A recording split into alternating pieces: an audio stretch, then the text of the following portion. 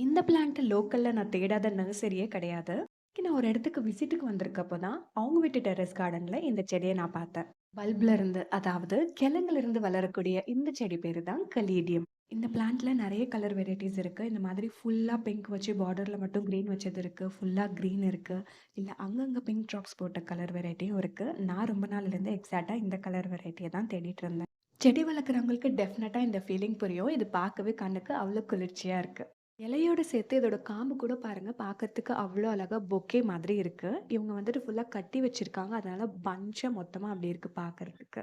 வந்துட்டு இத தெரிஞ்சவங்க கிட்ட இருந்து தான் ஒரு பல்ப் எடுத்துட்டு வந்து வளர்க்குறாங்களாம். இதுவரைக்கும் இது செல்ஃபா வளர்த்த எக்ஸ்பீரியன்ஸ் எனக்கு கிடையாது. இவங்க பிரசன்ட் எந்த எக்ஸ்ட்ரா பிளான்ட்டும் இல்லாததுனால ப்ராபகேட் பண்றப்போ எனக்கு தரேன்னு சொல்லியிருக்காங்க. கேர பொறுத்தவரைக்கும் பார்த்தீங்கன்னா, எங்க டெர்ரஸ் மேல தான் வச்சிருக்காங்க.